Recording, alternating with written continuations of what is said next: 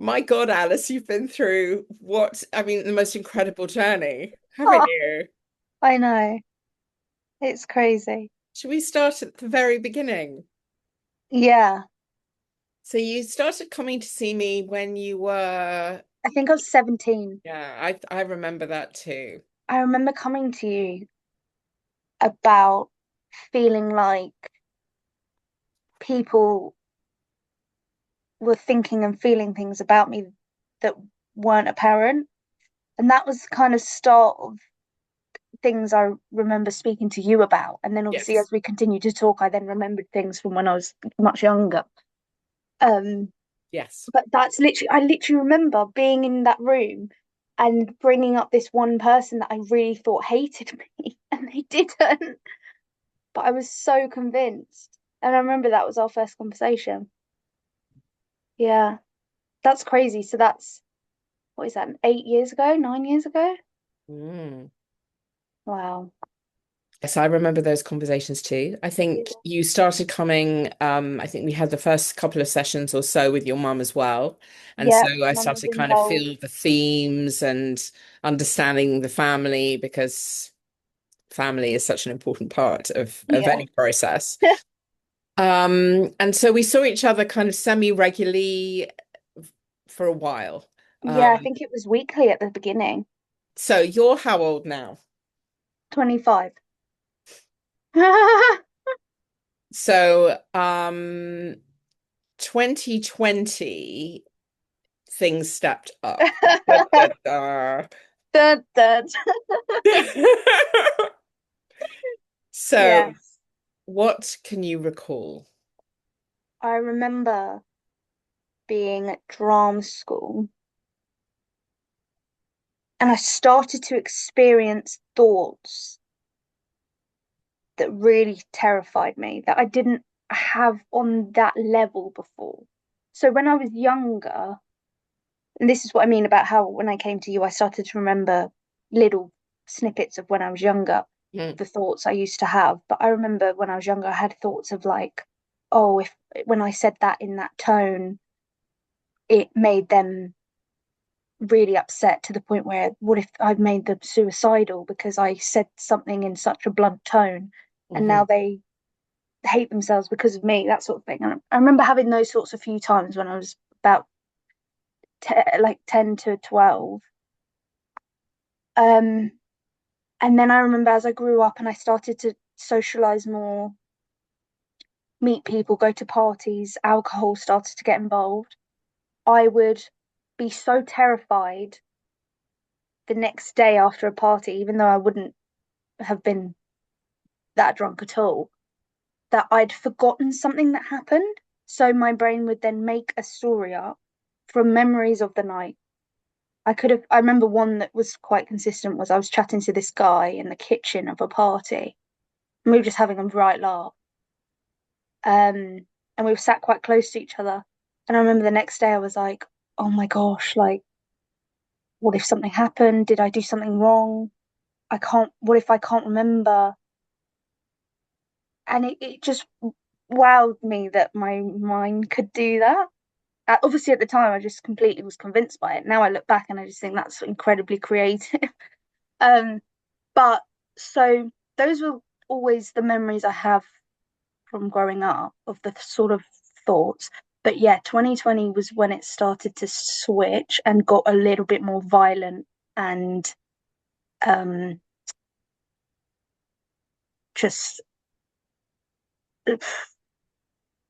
it was I was at drama school and I started to have more thoughts about hurting people, whether me, it could be, it could be me bringing in a specific type of food, knowing someone had an allergy. I'd eat the food. And then my mind would be like, you chose to eat that because you knew that that person had the allergies. You knew that, but you didn't care enough to not eat it. And now if they go to hospital, it's your fault. And you were too selfish to not eat and blah, blah. So those sort of started to come up, and then COVID happened, and we went into lockdown, and then it was just a complete swimming pool of of all of that. Um, I don't remember. I just remember out of everything, when someone says to you in it being in a dark hole or a black hole, it it's so true. It's not that it doesn't mean anything deeper than what it is. I literally remember being in a black hole, Mm, and I'd have like visions of the hole while I was lying in bed because my days were just in bed. I didn't get out of bed unless I spoke to you or I had to go to the loo. I didn't even want to get out to eat. I so badly believed I was that bad of a person. I thought, shut myself off. That means I'm saving people from the danger of what I am, mm, whether that's harmful, um, selfish, you know, anything like that negative, the connotations of those words, bad person, harmful person, manipulative person, forceful person. Um, and so I just thought the room was staying in a room was safer, but mm, I can't describe it other than what it was. It was a black hole. mhm, And um only do I remember starting to come out of it when my mum, and this really annoyed me at the time. I remember this, but there were acting school and drama school applications for the next year. mm, And she came into my room and she was like, "Do you want me to apply you for anything?" And I was crying every day. I was just crying, crying because I mean, obviously, I told you, like, I was suicide. I definitely was suicidal. I was to the point where I just didn't even speak about that. I just wanted it to end. The black hole thing is the only way I can describe it, where you just can't see anything else, and you stay quiet. I hardly spoke. Um, and she came in, and I was just crying, and I just said, "No, don't do it. Don't apply me for anything." And she did anyway. mm. Um, and I got a response saying, "Hi, Alice, we'd love you to come in for an audition, or not come in. I was doing an audition online because we were still in lockdown." And I was so angry at her. I was Mm, just like, "Mom, I'm not." Because again, it was the black hole. I just couldn't imagine myself actually living outside of the bedroom. yeah. But And actually, it I, was a blessing in disguise. yes, and I remember when that happened. And you'd already done quite a lot of work before you got to that point Yeah. because you'd taken, well, in terms of other kind of work, you'd taken on a job, hadn't you? Um, Gosh, I've forgotten that. yeah. And Didn't that even remember that. escalated your OCD. Massively. I mean, that just added to it. So I was working in a care home. I think I lasted maybe 2 or 3 months. And the intentions were, well, now I look back and um, I see it now for what it was. That because of how badly I believed about myself, I thought I'll go work in a care home. That'll make me feel better. Mm. I'll feel like I'll be giving to others, and don't get me wrong, love people anyway, love giving to others now because it's coming from a place of genuine just connection. But at that time, it was a guilt thing. It was like, maybe if I work in a care home, it will. Um, it was just an escapism. Yeah.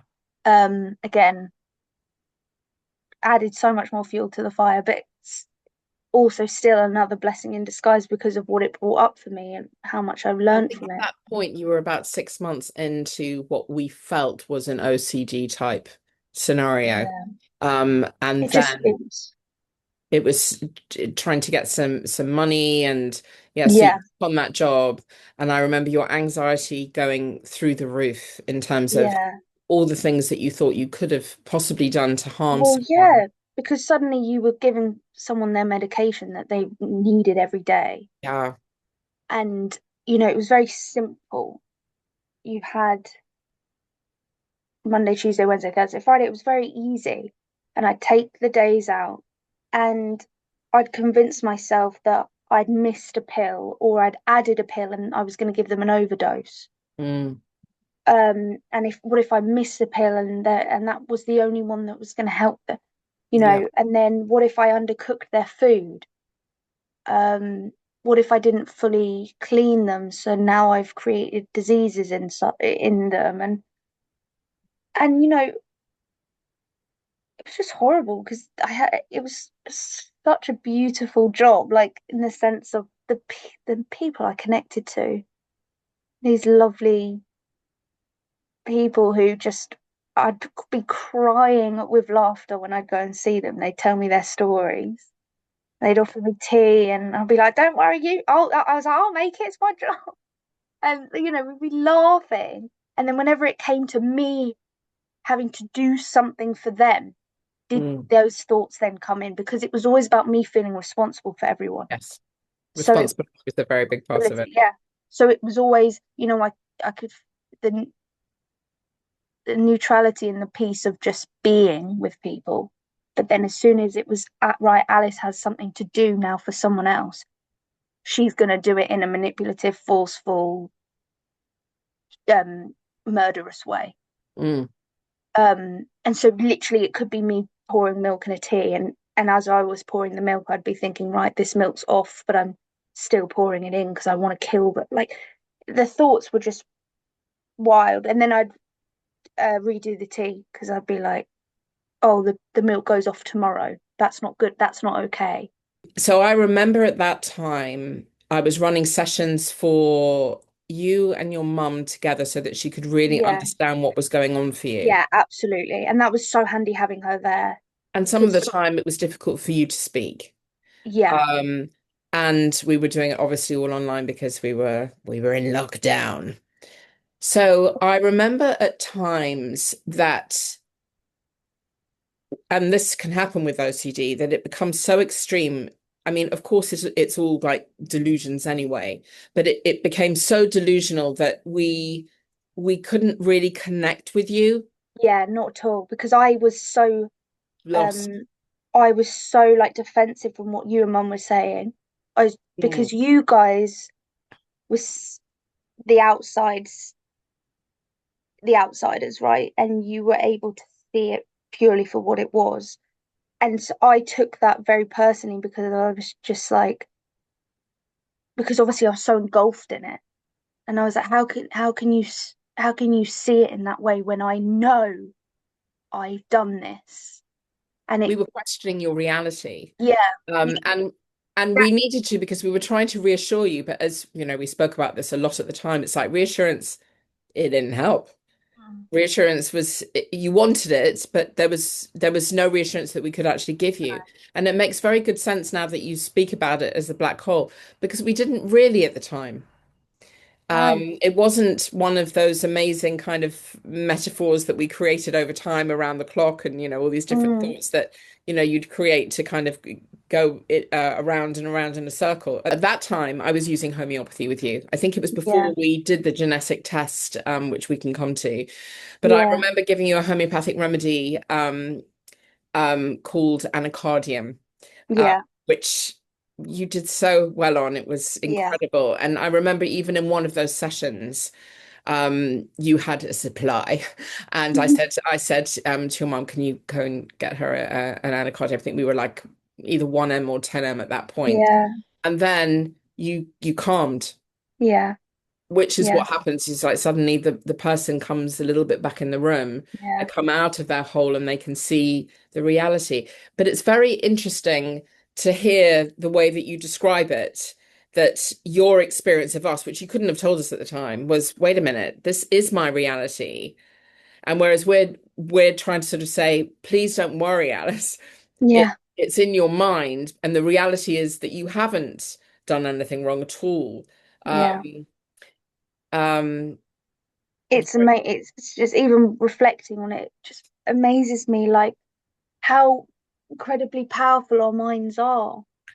But it's such a positive thing because it's like just think of what it can do on the other side of all of that, you know? Absolutely. And that I hear is all this amazing work that you've done. When you say things like Mm, that, mm, and we need to not take that for granted because yeah, that we worked together for a very long time yeah. on working on your mind. You were receptive to, well, of course, sometimes you weren't. Sometimes you were just like, no, but this is my reality. Oh, I was like, how can you not see that? Yeah, but it took it imagine your mind is a field. Well, in fact, I now call it a mindscape, a landscape, a mindscape.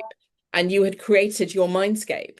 And so what we were doing is every week going in and working, like pulling out the weeds and, moving the leaves and, going in there into what your mind had created while it was in those processes of OCD where you develop quite firm roots that we had to pull on.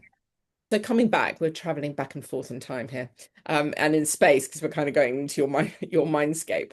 Um, so back then, so yes, you did that job for a while, and we thought, my God, she is so brave. So it's like, going into the lion's den each Yeah, day. literally.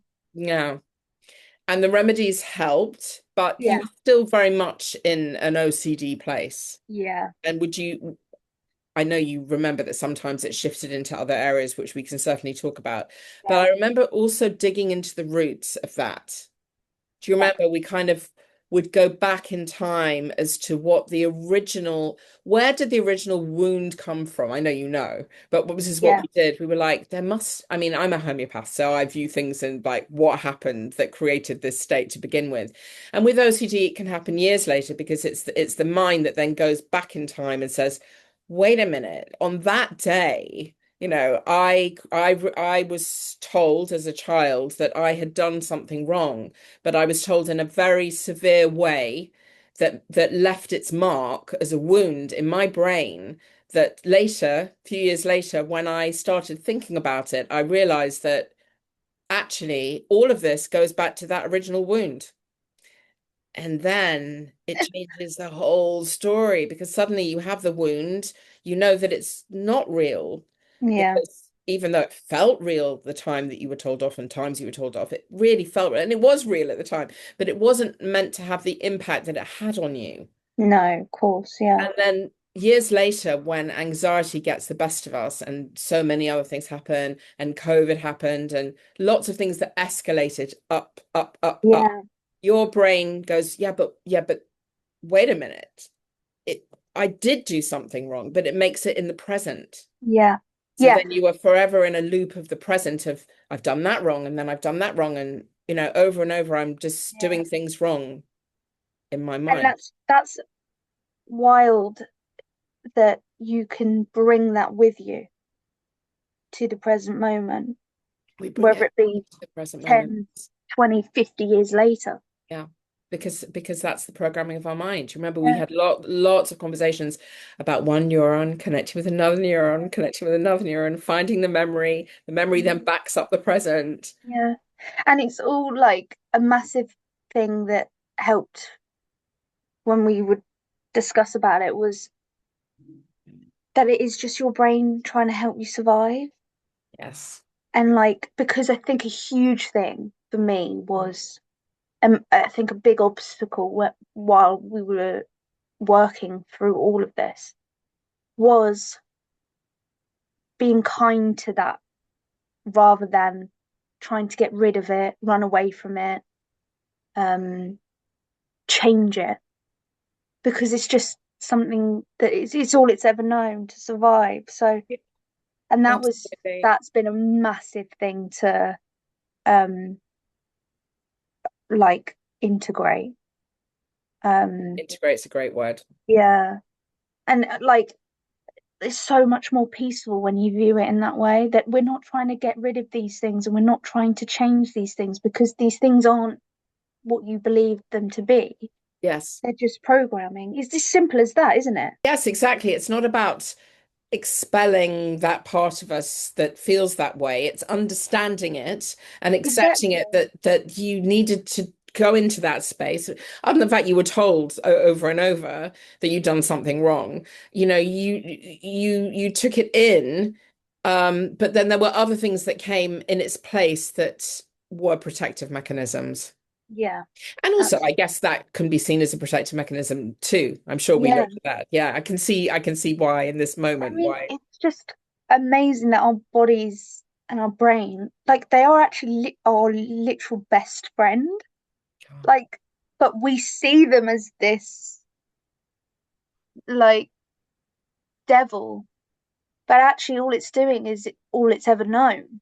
Mm, But it's yeah, it's loving that to then be like, I think I'm ready to change how we do this now. mhm. Yes. And you'd have gates to climb over Yeah, in your mindscape because you were always keen to do that, but that grew. So I think yeah, there were so many I mean, there were so many turning points. yeah, I think of when we started doing the genetics and I understood your nervous system, and yeah, then we brought in supplements that then calmed your system down and, made your serotonin receptors yeah. more flowing with Oh, serotonin. 100%. And a massive one was cutting out gluten. Oh, I mean, yes. that's been a savior, because It excites the brain. yeah, I mean, that was w wild because I started to notice just how much it would flare the thoughts and how much that shifted when I took it out of my diet. In a Yes. brilliant way, I've now been able to start to bring it back, and Ah, it's been great because that's there very is interesting because you've sorted your mind out. That's why. yeah, there's honestly when And I you're in supplements. yeah Yeah. when we started mentioning the gluten thing, oh gosh, it must have been like 4 or 5 years ago now. And I remember there'd be moments through those 4 or 5 years, obviously I wouldn't stick to it. And I'd eat it and I'd have the biggest flare-ups Mm, of OCD that would keep me stuck for at least a week. And now, if I have it every now and then, I can't even, there's no change. mm. It's just, it's incredible. And It's, then we made a link with any kind of infection. If you had any infection, I think COVID was part of that too, obviously. Um, your inflammation in your brain would get triggered, and yeah, you'd look all inflamed, and that then made your OCD worse as well. yeah. Inflammation, I mean, literally from when I was younger, I'd have consistent like cystitis, um, kidney infections, and I realise now how much it was just to do with the emotional state Yeah. because I can't remember the last time I've had that.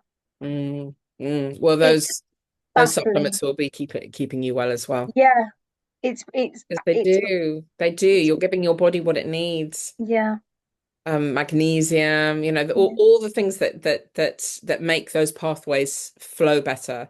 So it felt to me as we were working with that on that level that we were building your foundations with the supplements, with the remedy when it was needed. yeah. We found like we just knew, didn't we? In a session, we were like, yeah, you need I that think you remedy. just take one.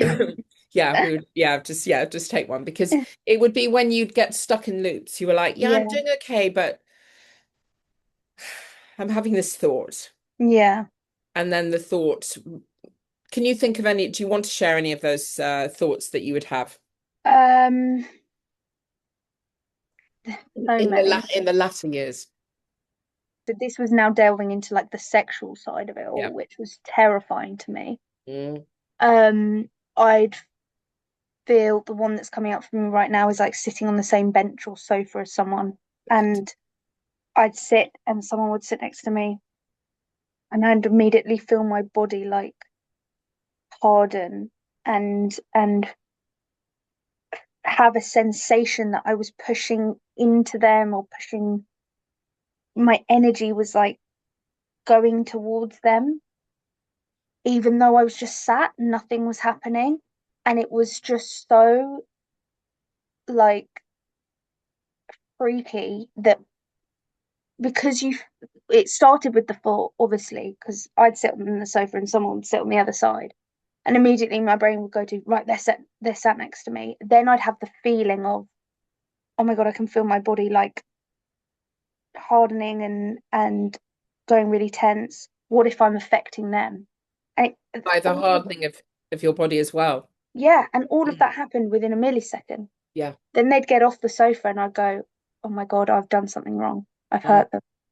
Same in the car if I was driving and I'd go over bumps or potholes or whatever. My brain would be like, you could have dodged that so you didn't jolt the other person, because by jolting the other person you've moved their body and that's not okay because it's their body. Yeah. Again, so just full responsibility over Mm. things that were Not your completely out of my responsibility. control. Mm.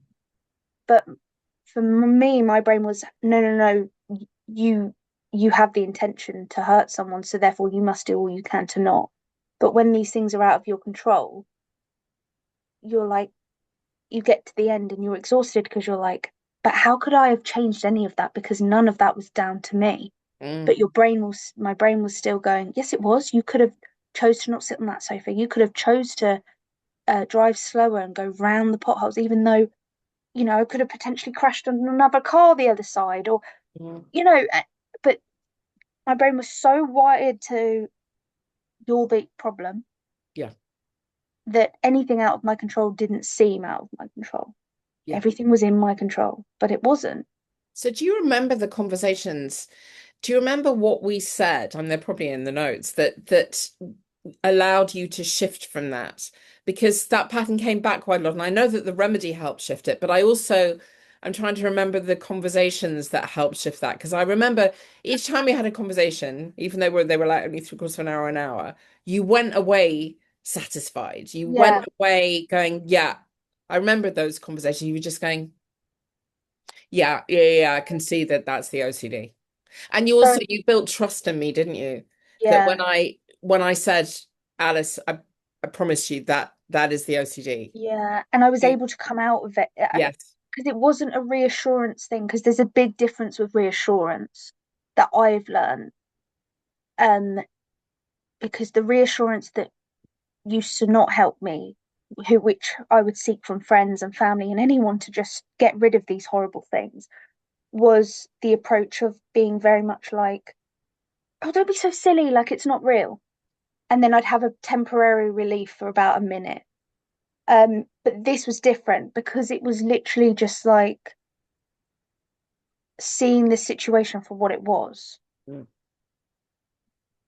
Um, and I think that's what it comes down to with all of this work for me, is the most simple approaches were the best, because the more um analytical or loads of, could have gone down many routes. It was just Mm. my brain to just cling on to. So Mm. I just remember us having conversations of like, um, you're just driving a car, Mm. um, and everything that is around you and in front of you and behind you is already there. You didn't create them. You didn't, and it just completely neutralizes the Wow. story. Mm. And then you realize that it's only you that's adding to it. Mhm. So same with the sofa. It's like the sofa's there, that person is doing what they're comfortable with, and you're sat and you're sharing a sofa. That's the truth. Mm. And then you're like, oh yeah, that is the truth. And everything above that and developed from that is just the story. Mm. And the story is in your mind, Yeah. and they're just one neuron connecting with another neuron. That's what it is. It's And your it just comes from computer. that little girl back in the day. Like Yeah, that it's seed that eventually your brain is going, just find yeah, that that's in there. yeah. So that's really helped me even up until this day. Because look, no one's perfect. I still have thoughts. I still have worries. I still get scared. I still want to hide. Like we all do. We're human. But the difference is I've just got so much more now to um like I just see it for what it is now. And I don't get engulfed in a story because some stories I'd be absorbed in for months, years.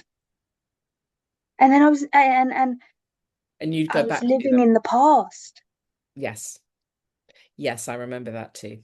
You were just very much. living in the past, and it didn't exist. It's You draw on amazing. all the stories in your head and connect Yeah. It's all the like I was links. just bringing it to everything that was happening now Yes. in the present moment. It was just always brought with me. Yes. So I never truly was able to um just listen and see things like I can now. Um and again, the past comes up for everyone, the future comes up for everyone, but it's it's way less invasive. Um and it's just the past and the future. Like it's just something you're just like, well, that doesn't exist and that doesn't exist. So Tell us. So you went to film school. yeah. So I ended up going because I bloody got in because she I remember having that conversation with your mother and we were like, just do it. Just do it because she'll yeah. get better. And it was a blessing because it pulled me out of my room. Because she said to me, I remember mum coming in one, I think it was maybe must have been a month after she'd sent it.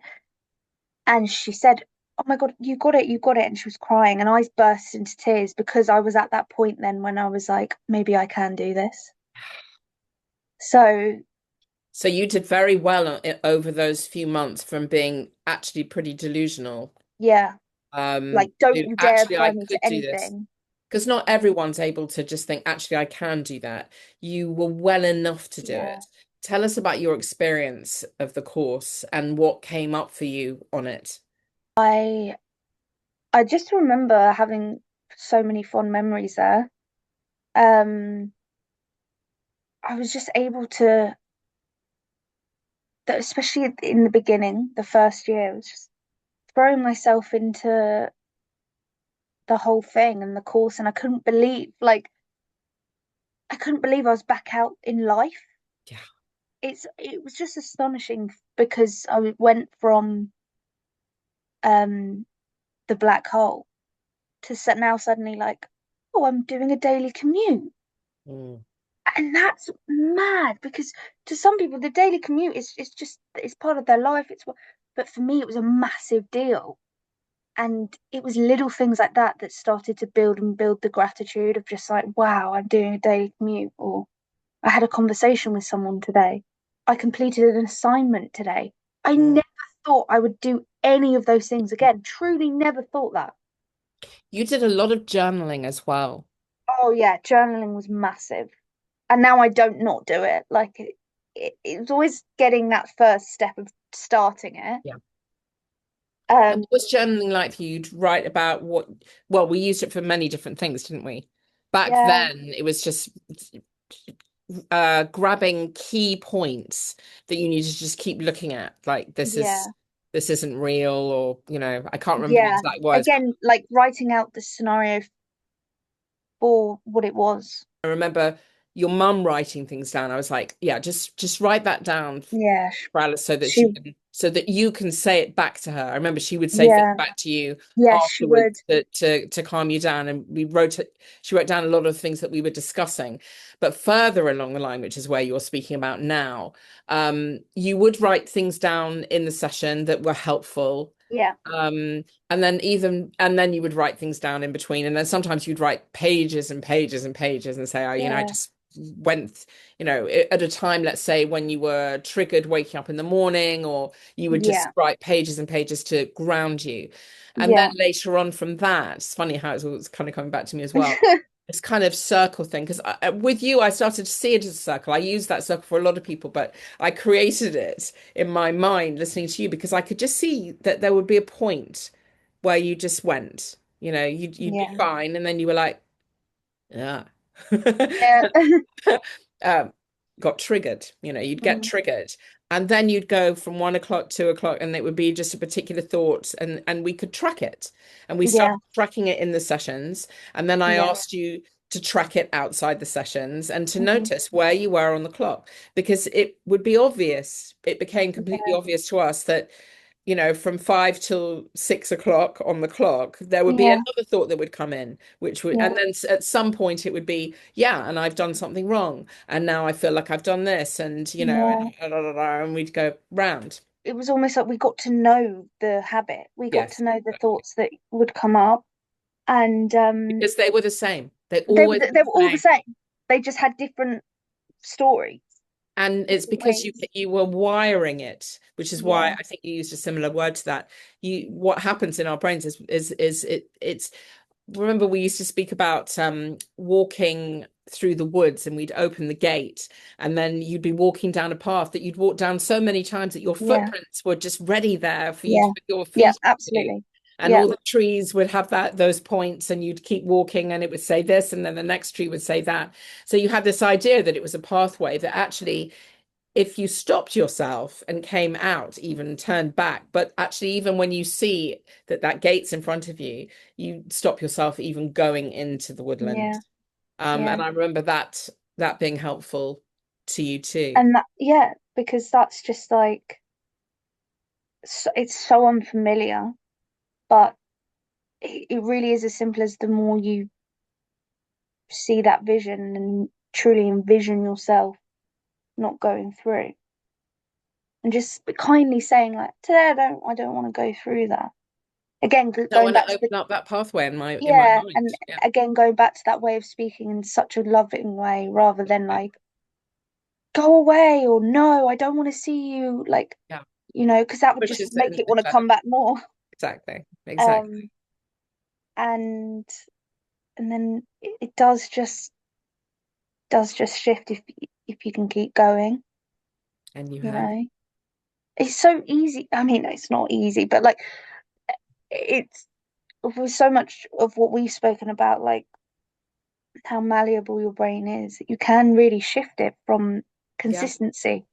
And so it kind of looks easy now, Yeah. but oh my, what you went through was not easy. You, it, I'm, I don't even know what words to put to how Yeah. amazing it is to see you today, um, and think of the journey that you've been on, Yeah, and I know. and yeah, a little blown It's away. I And know. it does then feel easy, but then without naming people, there's OCD in your family. Yeah. Okay. And you know what that can be like when people don't recover from it. There's that Yeah. it still is their reality. And that's crippling, so crippling. But you're in your place and you're like, yeah, it's kind of easy, really, because you've reprogrammed your brain, I know. It's crazy. your mindscape. Your mindscape is completely different to how It it is. was. And you don't think it can change when you're in it. But it's Why yeah, would you why would you think that it could change when, that field is your how it is? reality. Yeah. It's your reality. Why would you trust anybody to say, actually, I'm sorry, but it's not your reality. Yeah. It's not real. Um, but you did the work, and it was hard work. It was Yeah. hard work. Wasn't easy. It's hard work to do something and stick to something when everything is telling you that that won't do anything or Mm. that won't help because this is who you truly are. Yeah. It's almost like it's not even almost like that is way more foreign than these this reality. Um, because I mean the idea of like being kind to yourself and journaling and being patient with yourself, I was like, God, that seems like the devil, ironically, Interesting. Why?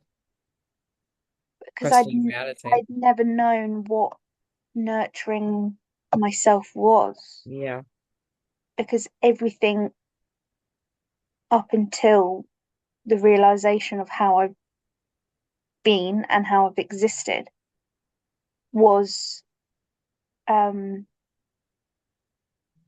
I'm a bad person, I'm not good enough, I'm harmful, um, sorry, I need to control everything and I need to do good by the book and I need to impress and I need people to want me and like me and oh, I did that thing or I had that thought or I had that feeling, so therefore I need to stay inside for a bit so that I can punish myself. You know, that was my existence. So the idea of like sitting with yourself, being kind to yourself was just like horrible. But now I Mm. can't imagine life without any of that. Mm. Um, yeah, just baffling. So what are you doing with your life now? Oh my God. Well, ironically, I'm current like at the moment stepping a lot more into the unknown, which is very exciting because coming off of the point I've just made, I always knew everything. I was like, well, I can live a small life and I can stay small and stay inside because that's where I'm safe. I'm not hurting anyone else. And now I'm just like, no, like I want to show myself like really where what's possible. Um, because I've always had this bubbling, um, just knowing inside of of what I can give to people and to myself and like I just it was always there and that's the other thing. Just coming back to the black hole, that was something that I do really think also kept me around Mm. because I can't describe it, but I just remember feeling that it wasn't the end. As much as I like wanted everything to just disappear, there was something inside of me that was just like,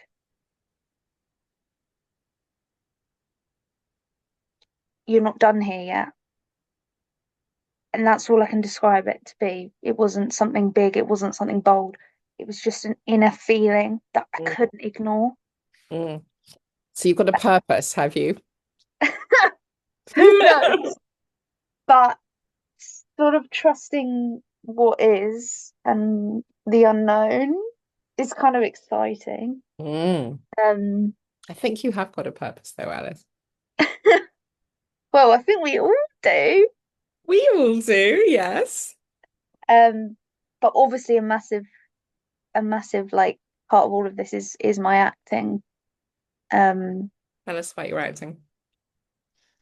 I just love it. You've always wanted to be an actress, right? I know, I love it. Yeah, always. Um, We spoke about that creative mind of yours. It yeah, was also, comes in handy. yeah. Well, it when you were in that state, it's because your mind is so creative that it could create such incredible Yeah, stories. But now your mind is exactly. It's not in that impressive. state. You can channel all of that energy into Yeah, acting. So what you wrote even a play at one point, didn't you? yeah. That's also something I'm like at the moment. I am having a lot more. Um, I don't know what the word is, but it's just an experience where I could be on the train or I could be doing something, and then a story comes into my mind. Um, of something I understand. Like it could be an experience I've had that I know so many other people will understand. And I won't have a name, I won't have anything, but it would just be an idea that pops in and then I'm just like, right, I need to make note of that because that could be a short film one day or that could be a play Mm. one day. So I make notes of these things. Um, and then I just start to like if and when I have time and I have a lot more time coming up now for these things because I want to give them the space to just see what they become and then meet people and create things with people. But a lot of that's a lot more open now to me, those things coming in and these because I think I'm just like I say, I'm just allowing more space for imagination and creativity. Letting go of OCD mindscape patterns, Yeah. etc. It does, it brings your mind Close things in. in that you've got your own mindscape to play around with. So then you can use that energy to be creative. Yeah. Because it takes And up so much space in a day. yeah. Oh my gosh, yeah. Mm. And then it's just like the things that come through, um, it's so universal. Like we're all the same in that sense. So all these stories, I'm just like, I know so many people would just get this. Mm. Um, Your journey's made you very wise. It has. oh, I don't know. Don't know about that. If anything, I feel like I'm going backwards in the sense that now I'm like, oh, I'm ready to like go dancing now and do all the things I didn't do You because of did lose, yeah, you yeah, lost time. I'm so grateful that I'm now like, oh my God, I'm gonna go like dance and meet people in and not be afraid of what I look like or and it's so I feel so grateful to have that. Liberating. Oh, it's so lovely. And I've met so many more people from this feeling. Of Hence course, why I'm so excited to for traveling. the people I'm going to meet in the future. Who knows who we're going to meet? Um, Oh, it's wonderful seeing you in this space. You're so liberated.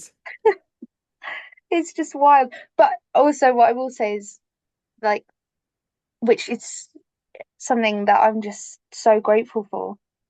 Um, even though it's completely unknown and you can't control it. And obviously, I've lived through control Hmm. my whole life.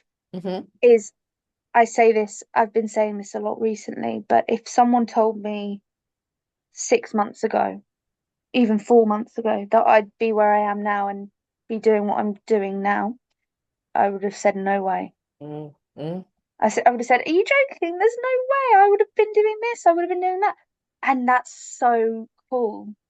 I'm like, I just love that now because I've always known the next step, but Hmm. that's not the reality of life. Life is life is just happening. It just is.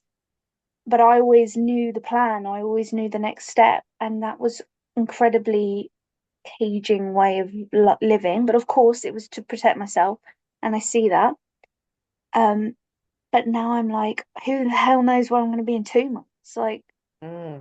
who knows where I'm going to be tomorrow? Hmm. Hopefully, packing for my flight. But Wow, sounds like it. Just just so people understand this, how does control come into OCD? so for me, it was like I'd have these thoughts and these experiences. So I'll go back to an example because this actually came up for me earlier. If we go back to the care home, I could be doing the pills, let's say, and then I could imagine that I missed one, or sometimes the clients would say like, "Oh, I don't want to take them all today," and obviously I'd respect that. I'd be like, well, I'd call the boss up and I say, "Do they need to take it?" And she's, sometimes that would be okay if they didn't want to take it all. And then I'd be like, oh no, no, like I should have given everything, blah blah blah. I've messed up there. And so where the control came into it was then it would, there were moments where I'd literally request to have the same client the next day or the day after to check that they're still alive. Yeah. Oh. So that would be, or I'd, repeatedly message someone in the work to be like, is she okay? Like I was with her 2 hours ago. Is she okay? And and that would create a lot of stress for them, Hmm. where they'd be like, "Ow, like she's fine," So that was the kind of, they were the next steps of when I started to roll the ball. Mm, That was just what was the continuation of just one single little thought. mm, The distance I would go to counter the thought out, or like try and reassure myself or get control back. And yeah, that's an example that comes up. mm. Yeah. And it'd be, be other ways like washing my hands. Became a I hand remember you washer, went through it, not for long, thank God. not for long. I just remember you bring that to one of the sessions, and I was like, oh, Oh, no, let's not let's not start on that. start that one. Oh God. So the hand washing is so relieving. I'll be honest. It was so relieving. Like it was so like, oh my gosh, thank God I got that off me. Or like, now I don't have to, now I can let that go. But little did I know that it was just fueling more. Mm, It was so an example, um, because I believed I was a bad, harmful person who was responsible for everyone. That's the seed, let's say. And I would think, okay, so I've just had peanut butter on toast, and um, the peanut butter didn't touch my hands at all. But let's say I'm on the way to the gym or something, or I don't know. I think I'm making my life sound really like. Let's say I'm on my way to, I don't know, whatever, work. Um, and then I'd like, let's just say like like unconsciously, I just go like this. I would then, my mind would go, you just had peanut butter though, and now you're going to be opening doors for people, or now you're going to be handing people drinks. What if someone has a peanut allergy, and yeah. because you've done that and you know you had peanut butter 5 hours ago, um, you're going to kill them. So then I'd go and wash my hands. And then I'd be like, oh This was no, when you were working in the theatre, wasn't it? yeah. Mm. And then I'd be like, oh no, did I touch anywhere else after I put my finger in my mouth? Did I then go like that with my hair? So then I'd literally put my hair under soap in, yeah, and I'd like get it out my hair. Um, and then it would go, but then I would then be living in a way that was like, right, I mustn't put my hand in my mouth. Mm. So then you can just imagine how much that restricts you. Yeah, So because we you do go it a lot. tight in your body, you become exhausted. Then you don't want to go to work the next day because Mm, you're just like, I can't, I'm too tired to have to do that all again. mm. So the hand washing will give you a sense of relief, but actually it just adds so much more fuel. Um, because because of what I just described, it has a knock-on effect. You wash your hands and then you go, but did I touch, did I brush my head, did I? And then so it actually doesn't do anything. Mm. But what helped massively with that is coming back to the reality of the situation again. Um, that isn't going to kill someone. No, that's true. And it's as simple as that. Yeah. Do you know what I mean? It's actually as simple as that. We did start getting into that place, which is why we were able to undo everything very, very fast, of it just being very simple, which is Yeah, the thing that you have said a few times. yeah, Just somehow together just found, because we were in that field very easily, we just would go straight into it, that it was just you'd see the seed and you'd just go, yeah, no, no, no, yeah. I'm not doing that And tomorrow. then I'd have a bit of a laugh. Yes. And humor's helped massively Yeah, with this. sure. I will say humor and OCD are brilliant partners, because there have literally been times where I've had a thought and I've gone to my friends or someone and I've just gone, oh my God, I've had this thought. And then I literally, the moment I say it, I'm crying with Mm, laughter. And mm. then they'll just be like, Alice, I think you've sorted yourself out there.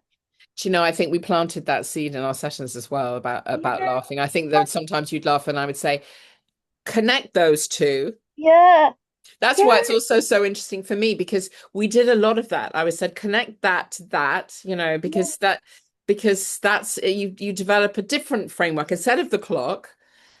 I yeah. mean, I'm watching Strange. Have you watched Stranger Things? Yes, I think. I'm immersed in rewatching it, and I'm with that horrible clock face that's in season four. Maybe I don't. And Maybe the we're using noise. different analogies. Yes, I know. I can hear it in my own brain. But that's the thing, we're programming ourselves when we're watching Stranger Things on a compulsive basis. I've got all of those images in my mind, but we play with that, right? So we played with the clock quite a lot, but we also played with humor and with a framework in your mind that connected one thing and another. And then you were like, yeah, okay, good, I can connect Yeah, that. That's a much better connection than the being amount of face.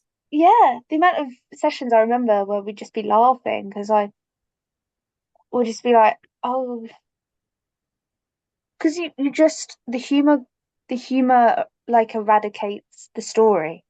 Yes, So you'd have a moment of laughter, which is in that present moment, breaks it like that. and then you'd realize how you were perhaps just bringing the past in, or you were fearing something ahead of you. The laughter just reminded me of what's real, and you just see, you just see things for what they are. Yeah. And now humor is a massive part of my life, like a huge thing that I'm wanting to step into in the acting world is the comedy side of stuff because I love it. And I it's can't just, wait to see what you create. yeah, I mean, Although I've seen little bits of I've things. seen bits, I know, but I just love it. I just love humor. It's a joy of mine to just have people dying and laughing on the floor, and it's always been within me. And I've always, I was pushing it down and pushing it down, and I'd have snippets of my life where it'd come out, and I'd make people just burst into laughter, and I just feel this sense of like, this is life, isn't it? Just this connection, this simplicity of just now. And and those moments again were moments of this whole journey too, of reminding yourself how much stories can influence um every experience, so many experiences in your life, Yeah. because you can see things completely differently when you're bringing the story, the thought, past into it, compared to just for what it is. Again, the simplicity of just what it is. Um, Mm, and those little insights were beautiful because they'd help me realize, like, oh yeah, I've really been going down that story for a few days. mm, I'm so grateful I've had that experience mm, of that laughing moment to realize that. mm. Yeah. Well done, Alice. Well Mm. done. Well done, you. Well done, the angels, for helping us out. The cards always used to help me. Cards were good, and Love the them. homeopathic remedies were Yeah, always. amazing, but it was mainly anacardium.